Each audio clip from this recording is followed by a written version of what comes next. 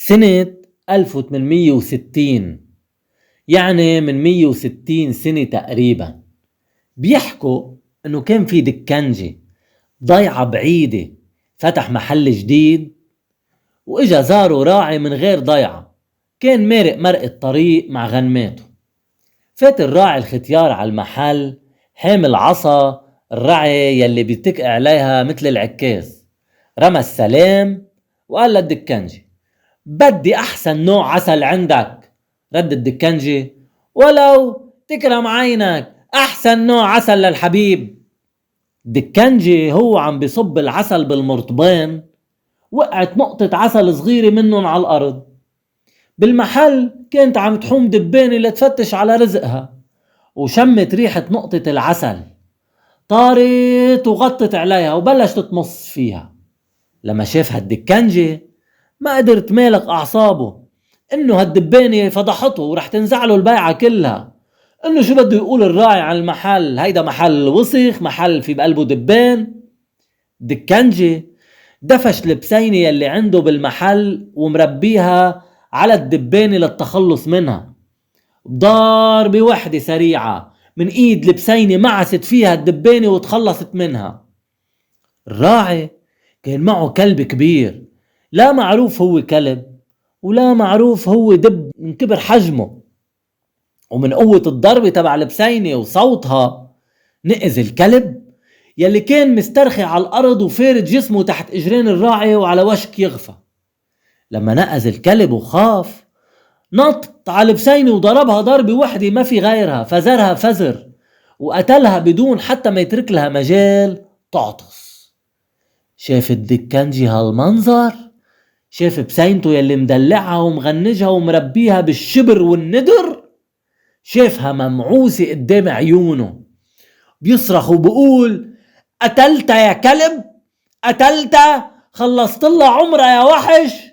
وما نطر وقت الدكنجي شيل هاللبطة وسفقها على راس الكلب بقوة، ومن كل حريق قلبه فكله رقبته فك للكلب يلي وقع فوق البسينة. شاف الراعي هالمنظر غاص، ويله يبكي، ويله يمسك راس الكلب ويبوسه، ويله ياخد بطار كلبه. بيصرخ الراعي وبقول: لك شو عملت يا حيوان؟ هيدا كلبي، هيدا قلبي، هيدا صديق يا مجرم يا قاتل، كيف إلك قلب تعمل هيك عملة؟ الله يلعنك. فقد الراعي وعيه وطار ضبنات عقله، ومن شدة وجعه حمل العصا وضرب فيها الدكنجي ضربة قوية برمله نيعه برم. وقع الدكنجي على الأرض، خبط خبطة قوية مثل كأنه بناية عم تنهار بسبب زلزال قوي. ولفظ الدكنجي نفسه الأخير بصرخة سمعتها الضيعة كلها، قال: آخ. وهيك صار عنا نقطة العسل، وفوقها الدبانة، وفوقن البسينة، وفوقن الكلب، وفوقن الدكنجي، كلهم ميتين مثل جبل، والمحل عبارة عن كتلة دم عم بشلة. لحظات وتجمع أهالي الضيعة، ضيعة الدكنجي، وشهدوا على المجزرة، ومن شدة الصدمة والغضب ومن دون محاكمة ومن دون تفكير صرخوا بوجهه للراعي: انت جيت تشتري ولا جيت تقتل يا وحش يا حيوان؟ ومن دون محاكمة ومن ايد لايد ومن كف لكف ومن ضربة لضربة ومن لبطة لبوكس لعصاية قتلوا للراعي. وبما انه الخبر المش منيح بيوصل بسرعة مثل ما بتعرفوا، صارت الحادثة حديث الساعة، وبلشت تتواتر من تم لتم، من بيت لبيت، من ضيعة لضيعة، من عيلة لعيلة، من قبيلة لقبيلة، من عشيرة لعشيرة. الكل كان عم يتهامس: سكين ضيعة الراعي وسكين ضيعة الدكنجي، هيدا قتيل وهيدا قتيل، وهودي يقولوا هيدا شهيد وهودي يقولوا هيدا شهيد. والكل يقول: عرفتوا شو صار؟ قتلوا للمعطر، قتلوا للدكنجي، قتلوا للمعطر، قتلوا للراعي، لازم ننتقم له.